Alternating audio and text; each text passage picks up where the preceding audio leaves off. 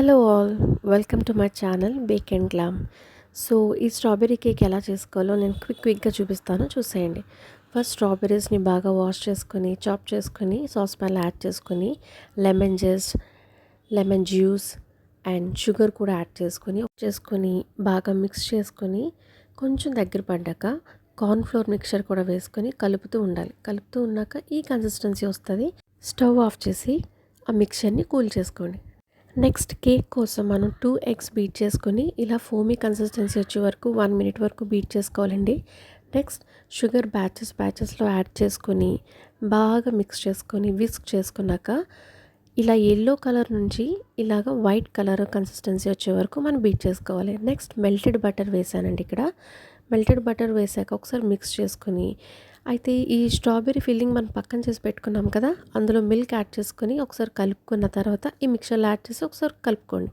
Next మనం dry ingredients అన్నీ వేసుకోవాలి. లైక్ మైదా, బేకింగ్ సోడా, బేకింగ్ పౌడర్ ఇవన్నీ తీసుకొని బాగా సీవ్ చేసుకొని బ్యాటర్ని ఎక్కువ మిక్స్ చేయకుండా, ఓవర్ మిక్స్ చేయకుండా చాలా జెంటిల్గా మిక్స్ చేసుకోవాలండి. ఎందుకంటే చాలా ఇంపార్టెంట్ పాయింట్, ఎందుకంటే కేక్ డ్రై అయిపోతుంది మనం ఎక్కువ ఓవర్ మిక్స్ చేస్తే. నెక్స్ట్ హార్ట్ షేప్ టిన్ తీసుకున్నానండి. దానికి బాగా ఆయిల్ వేసి గ్రీస్ చేసి బటర్ పేపర్ పెట్టాను. నెక్స్ట్ బ్యాటర్ని టిన్లోకి షిఫ్ట్ చేసుకున్న తర్వాత ఒక 2-3 టైమ్స్ ట్యాప్ చేసుకోవాలి. ఎందుకంటే ఎయిర్ బబుల్స్ లేకుండా మనం ట్యాప్ చేసుకోవాలి.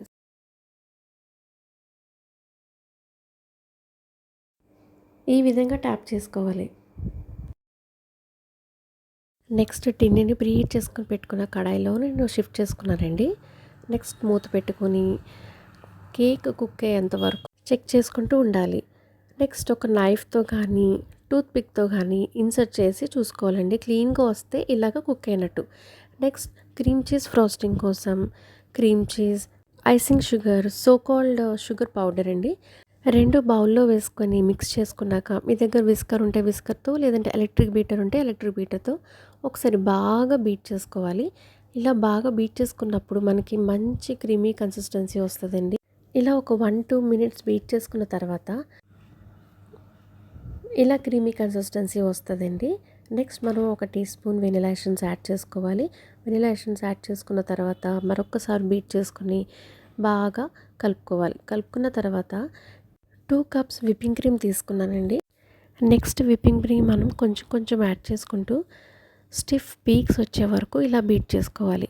నెక్స్ట్ కేక్ డెకరేషన్ కోసం నేను కేక్ని 3 లేయర్స్గా కట్ చేసుకున్నానండి. స్లోగా లేయర్స్ కట్ అవ్వకుండా జాగ్రత్తగా కట్ చేసుకోవాలండి. ఈచ్ లేయర్ చాలా కేర్ఫుల్గా కట్ చేసుకోవాలి, లేదంటే కేక్ బ్రేక్ అయిపోతుంది.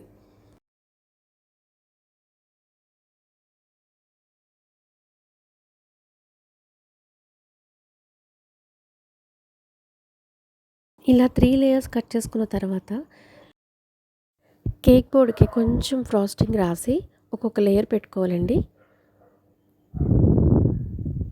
నెక్స్ట్ నేను ఇక్కడ ఆల్రెడీ కేక్ మాయిస్ట్గా ఉంది కాబట్టి నేను షుగర్ సిరప్ యూజ్ చేయట్లేదండి. యూజువల్లీ అయితే షుగర్ సిరప్ యూజ్ చేస్తారు, కానీ నేను షుగర్ నాకు అంత స్వీట్నెస్ వద్దనిపించింది. సో నేను ప్లెయిన్ వాటర్తో సోక్ చేసుకున్నాను లేయర్స్ని. సో లేయర్ని విప్పింగ్ క్రీమ్తో ఫిల్ చేస్తున్నాను. నెక్స్ట్ ఈవెన్గా నేను విప్పింగ్ క్రీమ్ని స్ప్రెడ్ చేస్తున్నానండి. సో నేను విప్పింగ్ క్రీమ్ అనేది నేను ఇంకా ఫిల్లింగ్ లోపల నేను స్ట్రాబెర్రీ ఫిల్లింగ్ నేను పెట్టాలి కాబట్టి డబల్ ఫిల్లింగ్ నేను చేస్తున్నాను. లైక్ నేను ఇక్కడ పైపింగ్ బ్యాగ్ తీసుకొని దీన్ని ఇలాగ డబల్గా ఫిల్ చేసుకుంటున్నాను. ఇన్సైడ్ మనం ఫిల్లింగ్ ఫిల్ చేయాలి కాబట్టి మనం ముందు చేసి పెట్టుకున్న స్ట్రాబెర్రీ ఫిల్లింగ్ ఉంది కదండి, ఆ స్ట్రాబెర్రీ ఫిల్లింగ్ వేసి స్ప్రెడ్ చేసుకోవాలి.